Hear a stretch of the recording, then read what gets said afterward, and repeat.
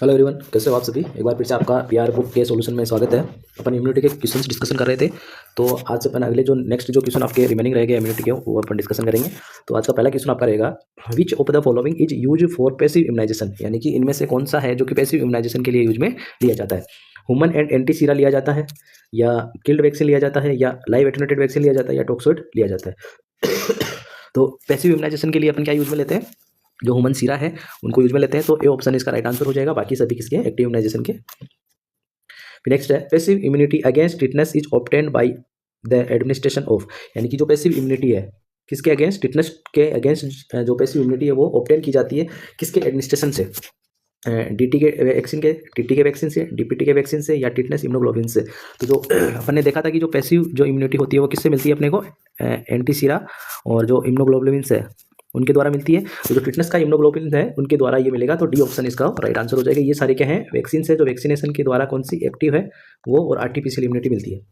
फिर नेक्स्ट है, which of the following involve the introduction of antibody, which of the following involve the introduction of antibodies into the body, यानी कि antibodies को body के अंदर introduce करना from an animal, किससे, from an animal और person who is already immune to the disease, यानी कि वो ऑलरेडी क्या है उस डिजीज से इम्यूनाइज्ड है, उसको अपन किसी पर्सन की बॉडी के अंदर इंट्रोड्यूस करना, किसको, एंटीबॉडीज को, उसको अपन क्या बोलते हैं, एक्टिव इम्यूनिटी कहते हैं, naturally acquired immunization passive immunity कहते हैं, या आर्टिफिशियल एक्वायर्ड पैसिव कहते हैं, या इनेट इम्यूनिटी कहते हैं।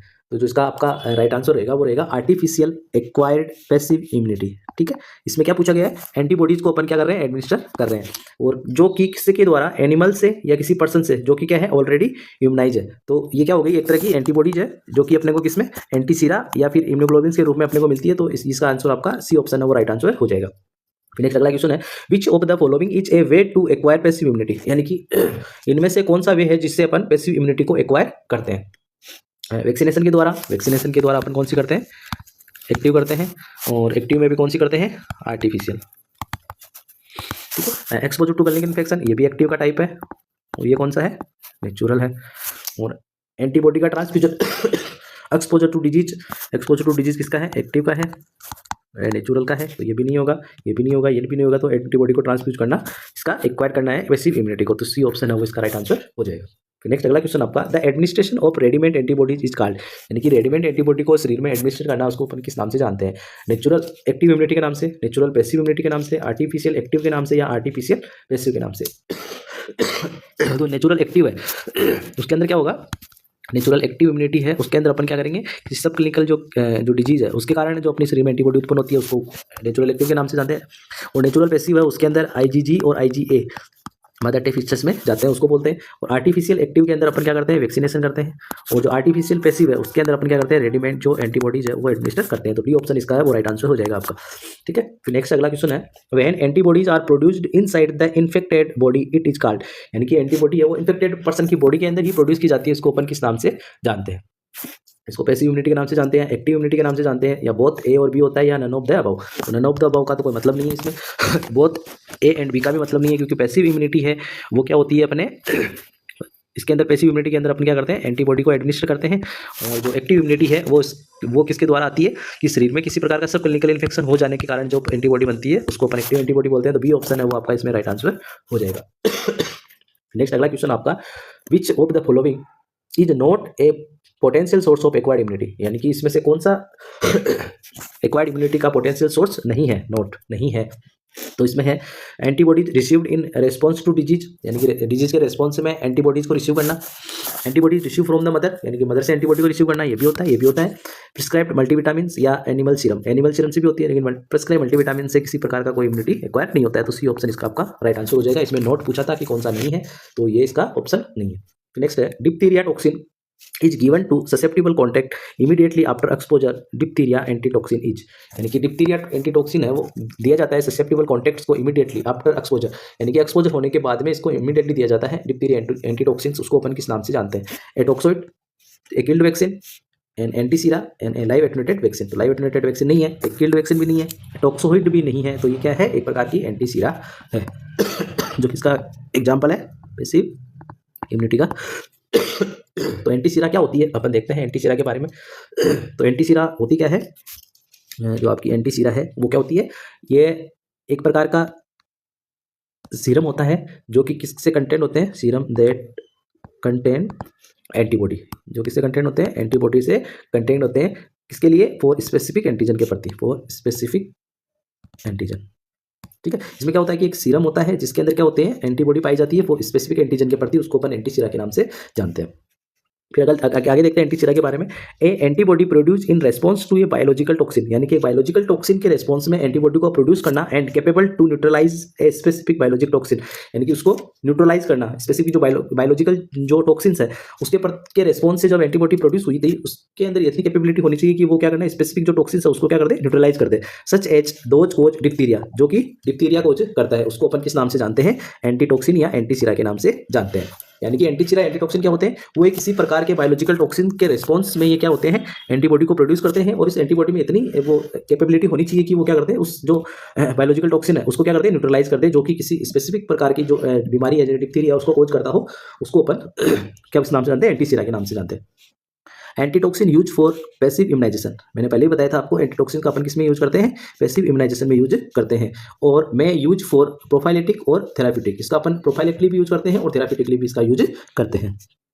नेक्स्ट अगला क्वेश्चन आपका, a child come to the hospital after exposure to diphtheria, एक चाइल्ड है वो हॉस्पिटल में आया है किसके बाद में, आफ्टर एक्सपोजर टू डिप्थीरिया, किसके एक्सपोजर के बाद, डिप्थीरिया के एक्सपोजर के बाद, एंड इज गिव एंटीटॉक्सिन, उसको क्या दिया जाता है, एंटीटॉक्सिन दिया जाता है। This type of immunity is known as, इस इम्यूनिटी को अपन किसके नाम से जानते हैं, एक्टिव नेचुरल इम्यूनिटी के नाम से जानते हैं, नहीं, एक्टिव नेचुरल इम्यूनिटी क्या होती है, ये एक प्रकार के जो सब क्लिनिकल जो वो होता है, प्रॉब्लम होती है, उसके कारण जब वो होती है एंटीबॉडी प्रोड्यूस होती है, उसको अपन एक्टिव नेचुरल के नाम से जानते हैं। एक्टिव आर्टिफिशियल में वैक्सीनेशन आती है, और जो आपका पैसिव नेचुरल है उसके अंदर क्या होती है, मदर से फिटस में जो आईजीजी और आईजीए का ट्रांसमिशन होता है, तो ये भी नहीं है, ये भी नहीं है। पैसिव आर्टिफिशियल इम्यूनिटी में एंटी सीरा और जो इम्यूनोग्लोबुलिन्स है इसको अपन एडमिशन करते हैं, तो डी ऑप्शन है वो आपका राइट आंसर हो जाएगा।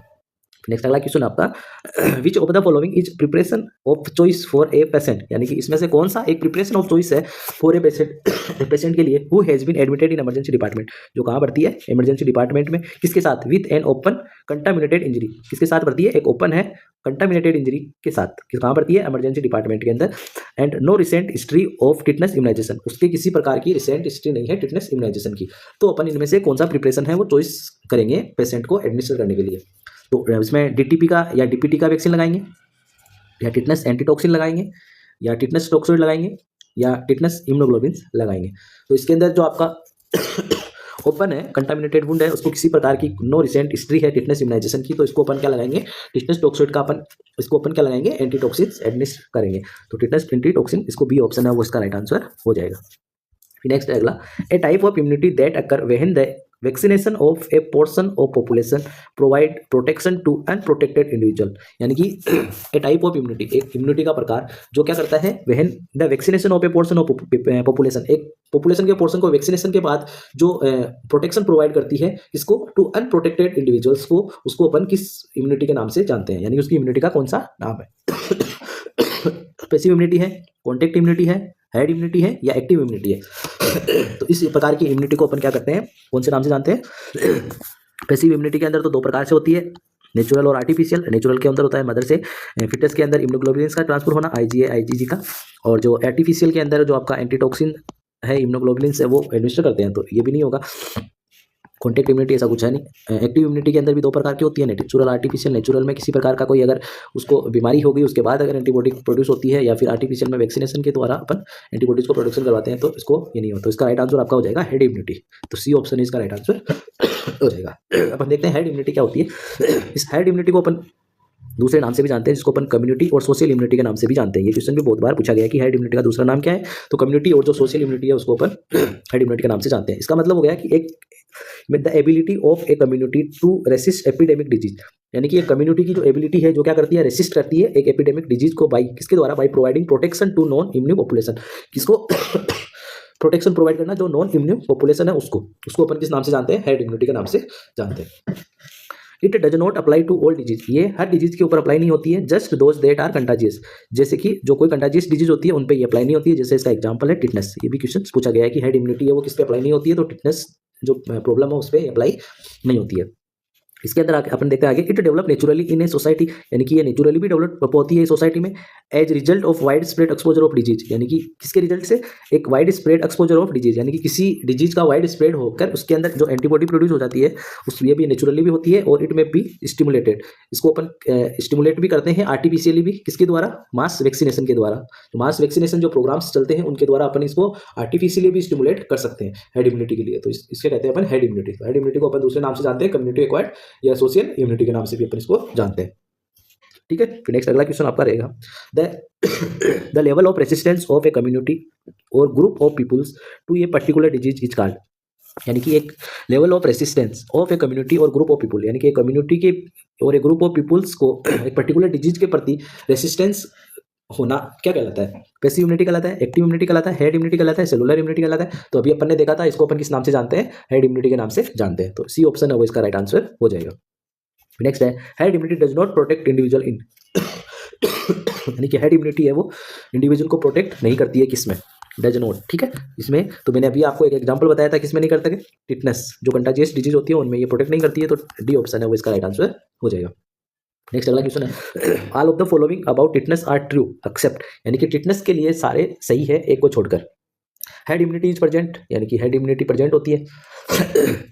तो अभी अपन ने देखा था टिटनेस के अंदर हेड इम्यूनिटी क्या होती है, प्रेजेंट नहीं होती है, एब्सेंट होती है। तो ये तो सही नहीं है। Tetanus protection is 4-5 year if previously immunise, यानी कि वो 5 साल तक उसको प्रोटेक्शन देता है अगर वो प्रीवियसली इम्यूनाइज है। कैन नॉट बी इरेडिकेटेड, ये इरेडिकेट नहीं कर सकते। Elimination is less than 1 case पर 1000 लाइव बर्थ, ये भी सही है। तो इसका राइट आंसर आपका हो जाएगा ए ऑप्शन, हेड इम्यूनिटी है वो टिटनेस के अंदर प्रेजेंट नहीं होती है।